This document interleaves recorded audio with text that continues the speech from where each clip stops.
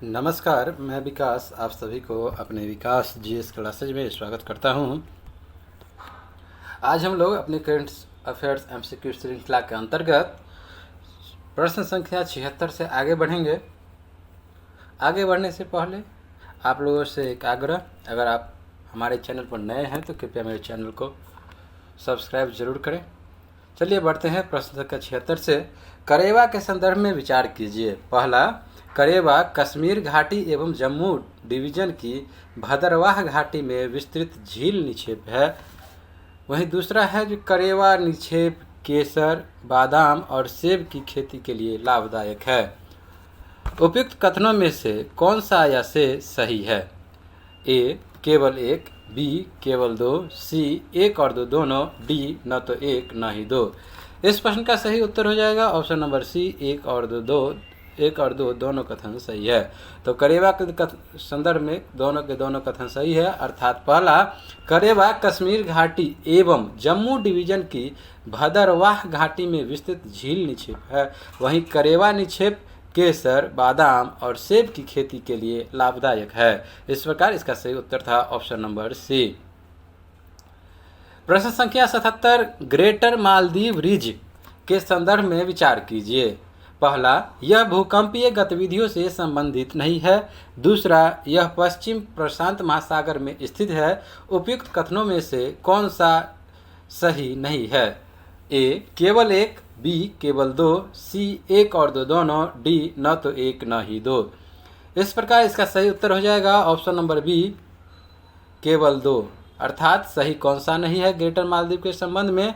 तो दूसरा कथन सही नहीं है और पहला कथन सही है। ग्रेटर मालदीव रिज यह भूकंपीय गतिविधियों से संबंधित नहीं है, यह कथन सही था, वहीं दूसरा कथन गलत है। प्रश्न संख्या 78, विवर्तनिक प्लेटों के संदर्भ में विचार कीजिए। पहला, लिथोस्फीयर में क्रस्ट और ऊपरी मेंटल दोनों शामिल होते हैं। दूसरा, विवर्तनिक प्लेट केवल महाद्वीपीय प्लेट से हो सकती है। तीसरा, विवर्तनिक प्लेट स्थिर होती है। उपयुक्त कथनों में से कौन सा सही नहीं है? ए केवल 2 और 3, बी केवल 1 और 2, सी केवल 3, डी 1, 2 और 3। तो यहाँ सही कथन कौन सा नहीं है विवर्तनिक प्लेट के संबंध में? तो इसका सही उत्तर हो जाएगा ऑप्शन नंबर ए, अर्थात 2 और 3 ये दोनों कथन जो है यह सही नहीं है। बाद बाकी पहला कथन जो है यह सही है। विवर्तनिक प्लेटों में अर्थात लिथोस्फीयर में क्रस्ट और ऊपरी मेंटल दोनों शामिल होते हैं। प्रश्न संख्या 79, भाखड़ा ब्यास प्रबंधन बोर्ड के संदर्भ में विचार कीजिए। पहला, यह भारत और पाकिस्तान के बीच बांधों के रखरखाव के लिए एक समझौता है। वहीं दूसरा, यह भाखड़ा नांगल परियोजना का प्रबंधन करता है। तीसरा, इसमें एक अध्यक्ष और 2 पूर्णकालिक सदस्य शामिल है। उपयुक्त कथनों में से कौन सा सही है? ए केवल 3, बी 1 और 2 दोनों, सी केवल 2 और 3, डी 1, 2 और 3। इस प्रकार इसका सही उत्तर हो जाएगा ऑप्शन नंबर सी, 2 और 3। अर्थात भाखड़ा ब्यास प्रबंधन बोर्ड के संदर्भ में ऑप्शन नंबर 2 और 3 सही है और ए गलत है। 2 और 3 क्या है भाखड़ा ब्यास प्रबंधन बोर्ड के संदर्भ में? तो यह भाखड़ा नांगल परियोजना का प्रबंधन करता है और इसके एक अध्यक्ष और 2 पूर्णकालिक सदस्य शामिल है। प्रश्न संख्या 80, सिंधु नदी के संदर्भ में विचार कीजिए। पहला, इसकी 3 पश्चिमी सहायक नदियों रावी, ब्यास और सतलुज का जल भारत उपयोग करता है। दूसरा, पाकिस्तान चिनाब, झेलम और रावी नदी के जल का उपयोग करता है। उपयुक्त कथनों में से कौन सा सही है? ए केवल 1, बी केवल 2, सी 1 और 2 दोनों, डी न तो 1 न ही 2। इस प्रकार इसका सही उत्तर हो जाएगा ऑप्शन नंबर डी, न तो 1 न ही 2। अर्थात सिंधु नदी के संदर्भ में दोनों कथन गलत है।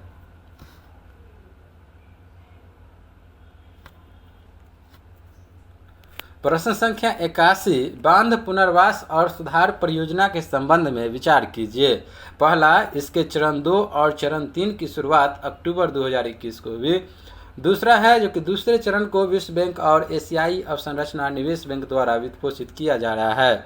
उपयुक्त कथनों में से कौन सा सही नहीं है? ए केवल एक, बी केवल दो, सी एक और दो दोनों, डी न तो एक न ही दो। यहाँ सही कौन सा नहीं है? तो केवल एक जो कथन है यह सही नहीं है, अर्थात यह कथन ऑप्शन नंबर ए जो है यह गलत है। बांध पुनर्वास और सुधार परियोजना के संबंध में दूसरा सही है।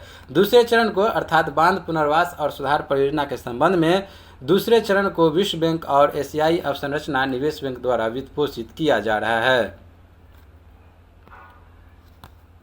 प्रश्न संख्या 82 निम्नलिखित कथनों के संदर्भ में विचार कीजिए। पहला, मणिपुर, राजस्थान, उत्तराखंड और भूतपूर्व जम्मू एवं कश्मीर राज्यों में national flood plain zoning policy लागू की गई है। दूसरा कथन है जो कि फ्लड प्लेन जोनिंग को बाढ़ प्रबंधन के लिए प्रभावी गैर संरचनात्मक उपाय के रूप में मान्यता दी गई है। उपयुक्त कथनों में national flood plain zoning policy के संबंध में कौन सा सही है? ऑप्शन नंबर ए केवल एक, बी केवल दो, सी एक और दो दोनों, डी न तो एक न ही दो। इस प्रकार इसका सही उत्तर हो जाएगा ऑप्शन नंबर सी, एक और दो दोनों कथन सही है। अर्थात मणिपुर, राजस्थान, उत्तराखंड और भूतपूर्व जम्मू एवं कश्मीर राज्यों में national flood plain zoning policy लागू की गई है। दूसरा कथन भी सही है जो फ्लड प्लेन जोनिंग को बाढ़ प्रबंधन के लिए प्रभावी गैर संरचनात्मक उपाय के रूप में मान्यता दी गई है। इस प्रकार इसका सही उत्तर था ऑप्शन नंबर सी। आगे बढ़ते हैं प्रश्न संख्या 83 की ओर। सतत विकास लक्ष्यों के संदर्भ में विचार कीजिए। पहला, वर्ष 2021 में भारत 192 देशों में 117वें स्थान पर था। दूसरा, सतत विकास लक्ष्यों की प्राप्ति के लिए झारखंड और बिहार पीछे है। तीसरा, संयुक्त राष्ट्र के सभी सदस्य देशों ने वर्ष 2015 सतत विकास के लिए 2030 एजेंडा अपनाया। उपयुक्त कथनों में से कौन सा सही है? ऑप्शन नंबर ए केवल 3, बी केवल 1 और 2, सी केवल 2 और 3, डी 1, 2 और 3। इस प्रकार इसका सही उत्तर हो जाएगा। यहाँ कौन सा कथन सही है? तो ऑप्शन नंबर 1, 2 और 3 तीनों कथन सही है। सतत विकास लक्ष्यों के संदर्भ में ऑप्शन नंबर 1, 2 और 3 तीनों कथन सही है। अर्थात पहला कथन है वर्ष 2021 में भारत 192 देशों में 117वें पायदान पर रहा। वही दूसरा कथन सतत विकास लक्ष्यों की प्राप्ति के लिए झारखंड और बिहार पीछे है। और तीसरा कथन है जो कि संयुक्त राष्ट्र के सभी सदस्य देशों ने वर्ष 2015 सतत विकास के लिए 2030 एजेंडा अपनाया है। प्रश्न संख्या 84 रजिस्ट्रार जनरल ऑफ इंडिया के संदर्भ में निम्नलिखित कथनों पर विचार कीजिए। पहला, यह केंद्रीय वित्त मंत्रालय के अधीन कार्यरत है। दूसरा, यह नमूना पंजीकरण प्रणाली का उपयोग करके प्रजनन व मृत्यु दर के संबंध में अनुमान प्रस्तुत करता है। तीसरा, यह जनसंख्या की गणना तथा देश में मृत्यु एवं जन्म के पंजीकरण को क्रियान्वित करता है। उपयुक्त कथनों में से कौन सा कथन सही है? ऑप्शन नंबर ए केवल 1, बी केवल 2 और 3, सी केवल 3, डी 1, 2 और 3। इस प्रकार इसका सही उत्तर जो हो जाएगा यहाँ ऑप्शन नंबर बी 2 और 3 कथन सही है और 1 गलत है। अर्थात रजिस्ट्रार जनरल ऑफ इंडिया के संदर्भ में कथन नंबर 1 गलत है और 2 और 3 सही है। दूसरा कथन क्या सही है? जो कि यह नमूना पंजीकरण प्रणाली का उपयोग करके प्रजनन व मृत्यु दर के संबंध में अनुमान प्रस्तुत करता है। वही दूसरा कथन सही है जो कि यह जनसंख्या की गणना तथा देश में मृत्यु एवं जन्म के पंजीकरण को क्रियान्वित करता है। इस प्रकार इसका सही उत्तर था ऑप्शन नंबर बी केवल 2 और 3 सही है। प्रश्न संख्या 86 पेंशन दान करें योजना के संदर्भ में निम्नलिखित कथनों पर विचार कीजिए। पहला, इस योजना की शुरुआत केंद्रीय वाणिज्य एवं उद्योग मंत्रालय ने किया।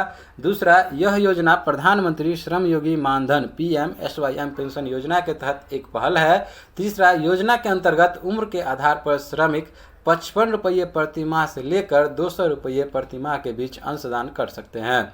उपयुक्त कथनों में से कौन सा सही नहीं है? ऑप्शन नंबर ए केवल 1, बी केवल 1 और 2, सी 2 और 3, डी केवल 3।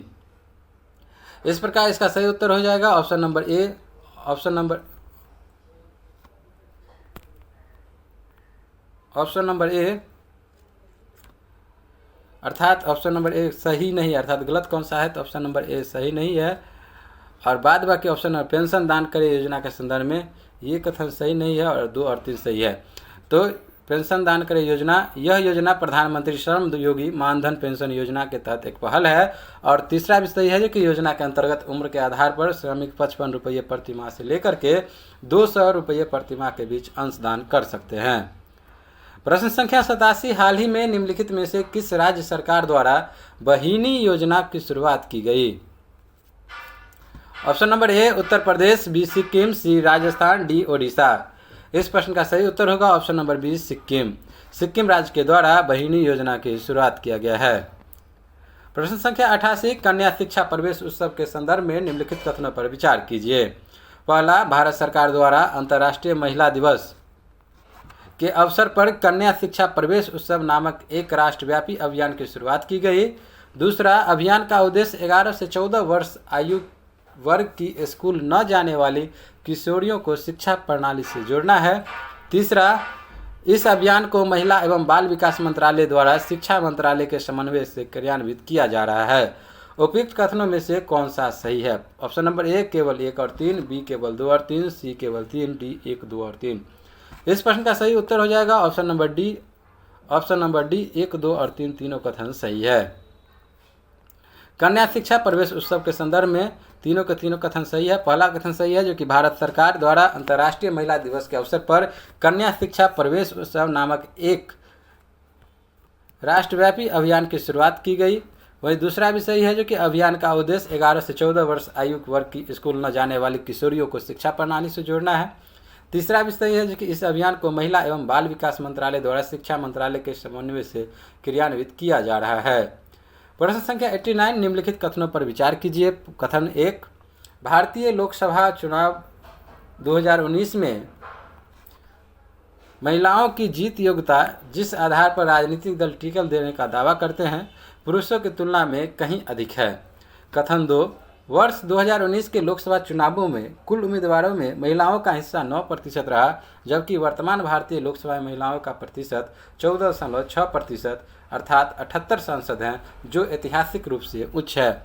उपयुक्त कथनों में से निम्नलिखित में से कौन सा विकल्प सही है? ऑप्शन नंबर ए कथन 1 और 2 दोनों सही है और कथन 2 1 का सही व्याख्या है। वही बी कथन 1 और 2 दोनों सही है किंतु कथन 2 कथन 1 की सही व्याख्या नहीं है। सी कथन 1 सही है किंतु कथन 2 सही नहीं है। डी कथन 1 सही नहीं है किंतु कथन 2 सही है। इस प्रश्न का सही उत्तर हो जाएगा ऑप्शन नंबर ए, कथन 1 और कथन 2 दोनों सही है और कथन 2 1 की सही व्याख्या करता है। तो भारतीय लोकसभा चुनाव 2019 में महिलाओं की जीत योग्यता अर्थात जिस आधार पर राजनीतिक दल टिकट देने का दावा करते हैं पुरुषों की तुलना में कहीं अधिक है। वहीं दूसरा भी कथन सही था जो कि वर्ष 2019 के अनुसार लोकसभा चुनावों में कुल उम्मीदवारों में महिलाओं का हिस्सा 9% रहा, जबकि वर्तमान भारतीय लोकसभा में महिलाओं का प्रतिनिधित्व 14.6% अर्थात 78 सांसद है, जो ऐतिहासिक रूप से उच्च है।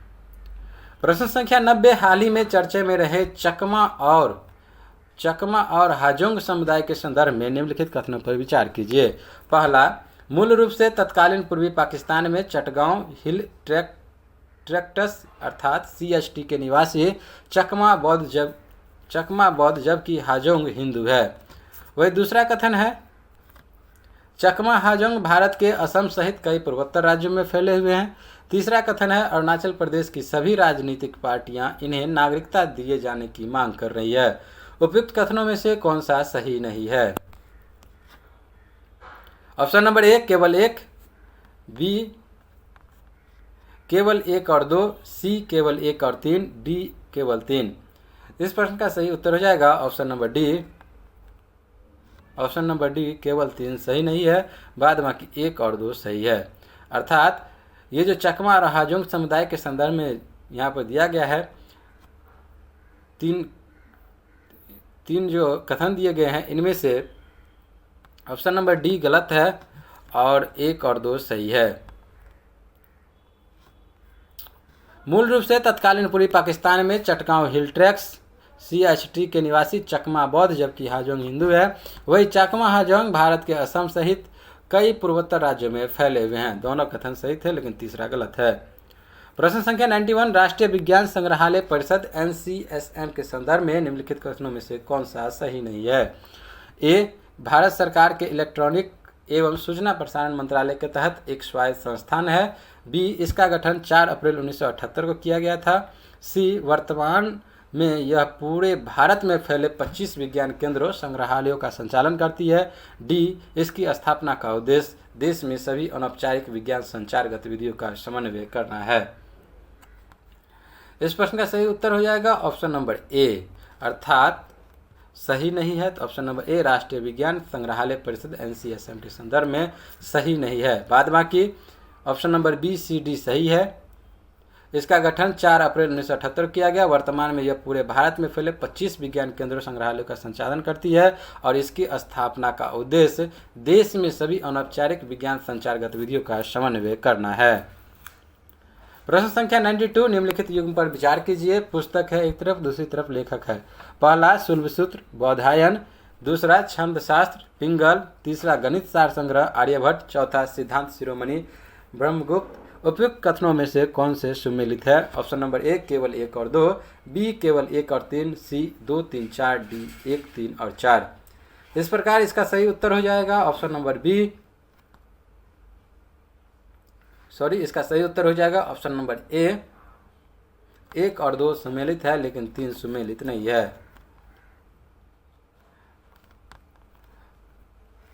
एक और 2 सुमेलित है। शुल्बसूत्र जो पुस्तक है, शुल्बसूत्र के पुस्तक के लेखक हैं बौधायन, वहीं छंद शास्त्र के लेखक हैं पिंगल। प्रश्न संख्या 94, अस्मक महाजनपद के संदर्भ में निम्नलिखित कथनों पर विचार कीजिए। पहला, अस्मक प्राचीन भारत के 16 महाजनपदों में से एक महाजनपद था। दूसरा, इसकी राजधानी को विभिन्न रूप से पोटाली तथा या पोतन कहा जाता है और इसे वर्तमान के तेलंगाना में बोधन के रूप में पहचाना जाता है। वहीं तीसरा है जो कि यह विंध्य श्रृंखला के दक्षिण में एकमात्र महाजनपद था तथा दक्षिणापथ में अवस्थित था। उपयुक्त कथनों में से कौन सा सही है? ऑप्शन नंबर ए, केवल 1, 2, बी, केवल 1 और 3, सी, केवल 2 और 3, डी, 1, 2 और 3। इस प्रश्न का सही उत्तर हो जाएगा ऑप्शन नंबर डी, 1, 2 और 3 तीनों कथन सही है। अस्मक महाजनपद के संदर्भ में तीनों कथन सही है, जो कि अस्मक प्राचीन भारत के 16 महाजनपदों में से एक महाजनपद था। इसकी राजधानी को विभिन्न रूप से पोटाली या पोतन कहा जाता है और इसे वर्तमान के तेलंगाना में बोधन के रूप में पहचाना जाता है। वहीं तीसरा कथन भी सही है, जो कि यह विंध्य श्रृंखला के दक्षिण में एकमात्र महाजनपद था तथा दक्षिणापथ में अवस्थित था। अब देखते हैं प्रश्न संख्या 95, अंगदिया प्रणाली निम्नलिखित में से किससे संबंधित है? ऑप्शन नंबर ए, जनजातीय व्यवस्था, बी, मध्यकालीन भू राजस्व पद्धति, सी, बैंकिंग, डी, वैदिक कालीन विवाह व्यवस्था। इस प्रश्न का सही उत्तर हो जाएगा ऑप्शन नंबर सी, बैंकिंग। अंगदिया प्रणाली जो है यह बैंकिंग व्यवस्था से संबंधित है। प्रश्न संख्या 96, हाल ही में निम्नलिखित में से किस एक की खोजी गई नई प्रजाति का नामकरण गुजराती साहित्य के आदि कवि अर्थात प्रथम कवि नरसिंह मेहता या नरसिंह मेहता के नाम पर नरसिंह मेहताई किए जाने को लेकर विवाद छिड़ गया? ऑप्शन नंबर ए, छिपकली, बी, मकड़ी, सी, मछली, डी, सर्प। इस प्रकार इसका सही उत्तर हो जाएगा ऑप्शन नंबर बी। हाल ही में मकड़ी जो है, मकड़ी से एक खोज की गई है नई प्रजाति का नामकरण गुजराती साहित्य के आदि कवि प्रथम कवि नरसिंह मेहता या नरसिंह मेहता के नाम पर नरसिंह मेहताई किए जाने के लेकर विवाद है। इसका सही उत्तर क्या था? ऑप्शन नंबर बी, मकड़ी।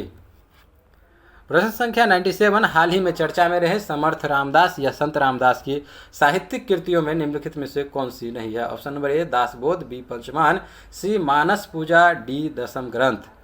इस प्रश्न का सही उत्तर हो जाएगा ऑप्शन नंबर डी, दशम ग्रंथ। चर्चा में जो हाल ही में रहा समर्थ रामदास या संत रामदास की साहित्यिक कृतियों में ये जो दशम ग्रंथ है यह शामिल नहीं है। बाद बाकी ये जो पंचमान, दासबोध और मानस पूजा है ये तीनों शामिल है, लेकिन दशम ग्रंथ शामिल नहीं है। प्रश्न संख्या 98, विलेज डिफेंस ग्रुप के संदर्भ में निम्नलिखित कथनों पर विचार कीजिए। पहला, केंद्रीय गृह मंत्रालय द्वारा जम्मू कश्मीर में इसकी स्थापना को मंजूरी दी गई है।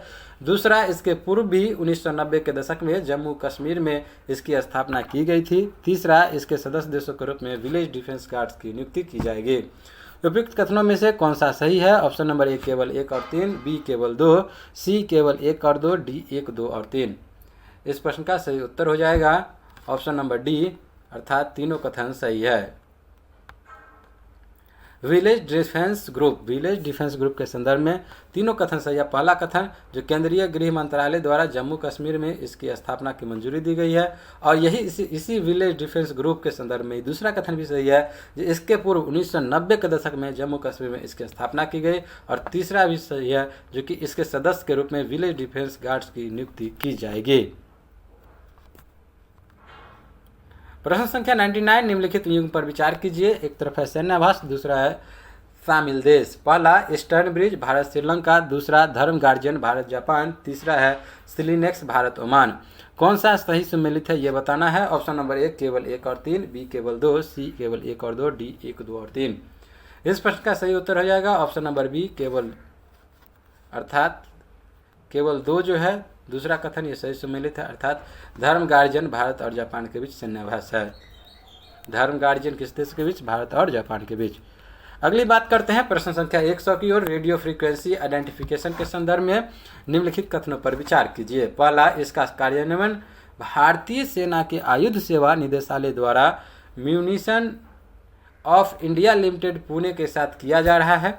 दूसरा, इसके रीडर द्वारा अवरक्त तरंगों का उत्सर्जन कर सिग्नल को सूचना प्रदान की जाती है। उपयुक्त कथनों में से कौन सा सही है? ऑप्शन नंबर 1 केवल 1, बी केवल 2, सी 1 और 2 दोनों, डी न तो 1 न ही 2। तो यहाँ पर सही कथन हो जाएगा ऑप्शन नंबर 1 केवल 1 जो है ये सही है। रेडियो फ्रीक्वेंसी आइडेंटिफिकेशन के संदर्भ में ऑप्शन नंबर 1 अर्थात कथन 1 सही है। क्यों सही है? जो कि रेडियो फ्रीक्वेंसी आइडेंटिफिकेशन, इसका कार्यान्वयन भारतीय सेना के आयुध सेवा निदेशालय द्वारा munition of India limited Pune के साथ किया जा रहा है। इस प्रकार प्रश्न संख्या 100 तक मई माह के जो करंट अफेयर्स टुडे मैगजीन थी उसके कुल 100 प्रश्न जो थे, उन 100 प्रश्नों का समाप्ति यहीं पर होती है और वर्ग की समाप्ति होने की घोषणा यहीं पर करते हैं। मैं विकास, जय हिंद।